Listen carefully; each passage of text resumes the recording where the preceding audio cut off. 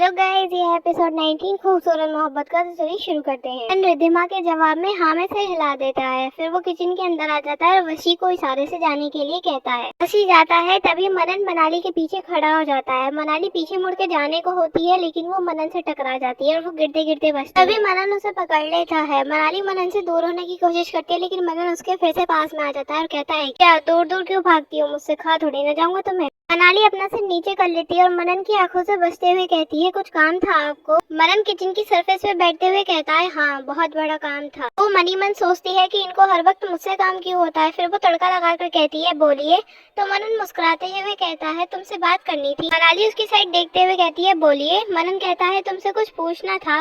मनाली उससे अपनी नजर हटाते हुए कहती है, बोलिए। मनन कहता है, मेरी तरफ देखोगी तो पूछता हूँ। मनाली बिना उसकी तरफ देखे कहती है, मैं सुन सकती हूँ साहब। मनन किचन की सरफेस से उतरता है और सरफेस पे हाथ टेककर मनाली की तरफ देखकर कहता है कि ऐसी बातें आंखों में आंखें डालकर की जाती हैं, बिना देखे नहीं की जाती हैं परी जी। मनन को ऐसे अपने पास आते हुए देखकर और उसकी ऐसी नशीली आंखों से अपनी तरफ देखते हुए मनाली के दिल की धड़कन बढ़ जाती है और वो घबरा जाती है। मनन अपनी नशीली आंखों से मनाली को देख रहा होता है। मनाली भी उसकी आंखों में देख रही होती है और वो खो सी जाती है। अपना सारा दुख और अपना सारा दर्द वो एक पल के लिए भूल जाती है। मनन भी बस उसे देखे ही जा रहा होता है। सेम हाल मनन का होता है, मतलब प्यार की शुरुआत हो चुकी है दोनों तरफ से, समझ रहे हो भाई। मनन के दिल की डायरी में ये पल उसके लिए हमेशा हमेशा के लिए छप जाता है। मनन को तो जैसे कुछ होश ही नहीं है, उसे आसपास की पता ही नहीं है। अचानक से कुकर की सीटी बजती है।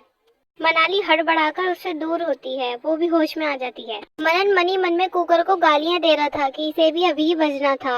अब उसने देखा कि मनाली उससे कुछ ज्यादा ही दूर हो गई है। खाने का सामान समेटती है और बाहर चली जाती है। मनन उसे मुस्कुराकर जाते हुए देख रहा होता है और वो मन में सोचता है कि उसकी बात अब भी अधूरी रह गई। वो जो बात करने आया था वो हुई नहीं। वो कोई दूसरे मौके की तलाश में लग जाता है और बाहर आ जाता है। बाहर सब लोग हंसी मजाक कर रहे थे। वो सब लोग हनी की खिंचाई कर रहे थे और हनी पूरा समूह बनाकर बैठा हुआ था। मनन आता है और हनी के गले में हाथ डालकर डाइनिंग टेबल पर बैठ जाता है। वो सबको देखते हुए कहता है, इतना क्यों हंस रहे हो सब लोग, और तेरा क्यों मुंह लटका हुआ है? हनी मुंह लटकाकर कहता है कि कुछ नहीं हुआ। फिर मनन सबको देखता है तो वो हनी पर ही हंस रहे थे। फिर अमर हनी को और परेशान करते हुए कहता है, अरे मन, हम अपने बचपन का किस्सा याद कर रहे थे, इसका भी निकल आया। रिद्धिमा हंसते हुए कहती है कि इसका किस्सा सबसे ज्यादा फनी था। मनाली भी वहीं खड़े होकर ये सब सुन रही थी और सबको खाना परोस रही होती है। फिर मनन कहता है, लेकिन हुआ क्या ये तो बताओ।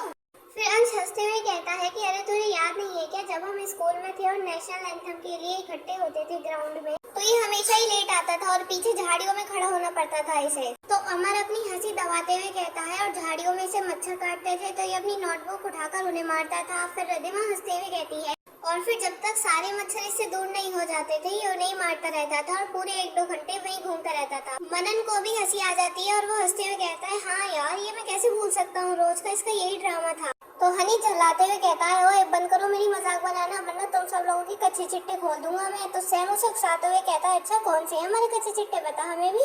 सैम की बात पर रिद्धिमा भी कह देती है, हाँ हाँ बता। हनी कुछ नहीं कह पाता है क्योंकि उसके अलावा हरकत कोई नहीं करता था। वो मन में ये सोचता है कि काश उसे कोई ऐसी हरकत मिल जाए जो इन सबकी बोलती बंद करवा दे, लेकिन ऐसा कुछ था नहीं।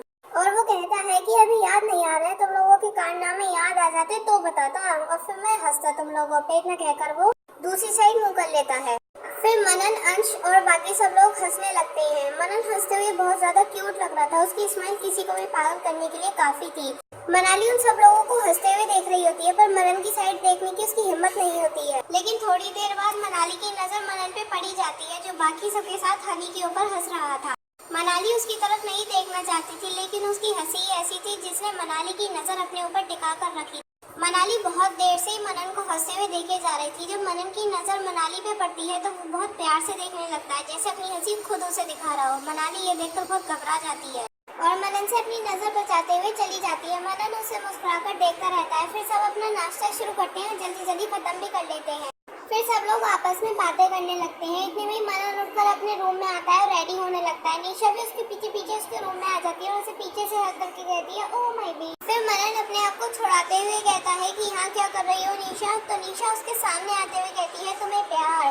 तो मनन उसके चेहरा अपने चेहरे से हटाकर कहता है, लेट हो रहा है मुझे निशा, जाओ यहाँ से। निशा उससे फिर से चिपकते हुए कहती है, जान मैं यहाँ से क्यों जाऊँ, और अभी तो आई हूँ मैं, हमने तो ठीक ठाक से बात भी नहीं की और तुम मीटिंग में जा रहे हो। फिर वो उसके कंधे पे हाथ फिराने लगती है। फिर उसके चेहरे के पास आती है और उसकी होठों पे हाथ फिरा के कहती है, आज कहीं नहीं जाओगे तुम, हम दोनों इस कमरे में एक साथ रहेंगे। मनन को तो जैसे निशा की बातें जहर लग रही हो। फिर निशा मनन के होठों को चूमना चाहती है, तभी मनन उसे धक्का दे देता है और वो बेड पे गिर जाती है। निशा उसे बहुत शौक होकर देख रही होती है, तभी मनन गुस्से में चिल्लाते हुए कहता है कि तुम्हें सुनाई नहीं देता या अपनी बुद्धि बेच कर आई हो, कब से कह रहा हूँ। मनन की आवाज इतनी तेज होती है कि नीचे हॉल में बैठे सभी लोग उसके कमरे की तरफ आ जाते हैं और निशा को और मनन को देखने लगते हैं। मनन गुस्से में उंगली दिखाकर निशा से कहता है कि दूर रहो मुझसे, घूमने आई हो यहाँ, घूमो खाओ पियो ऐश करो, चलती बनो। निशा का रो रो के पूरा हाल हो जाता है। वहाँ पे खड़े सभी लोग मनन और निशा को देख रहे होते हैं, क्योंकि मनन ने आज तक कभी इतनी रूडली बात नहीं की होती है निशा से। फिर वो निशा को देखने लगते हैं, जिसकी आंखों में गुस्से के अलावा आंसू भी थे। उसने कभी उम्मीद नहीं करी थी कि मनन उससे ऐसे भी बात करेगा जैसे वो कोई गैर हो। और अब निशा की आंखों से आंसू झरझर बहने लगे और वो बहुत रोने लगे। फिर मनन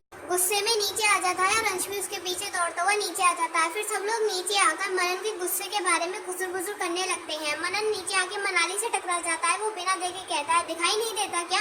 मनाली मनन को गुस्से में देखकर कुछ नहीं कहती है, वो बस सॉरी कह देती है। फिर मनन की निगाह मनाली के चेहरे पे पड़ती है, जिसकी आंखों में बहुत डर होता है और वो डर के मारे बस मनन को ही देख रही होती है। फिर अंश वहाँ आता है और मनन का हाथ पकड़ के कहता है सॉरी परी जी, और उसे वहाँ से ले जाता है। फिर मनन को वो कार में बिठा देता है।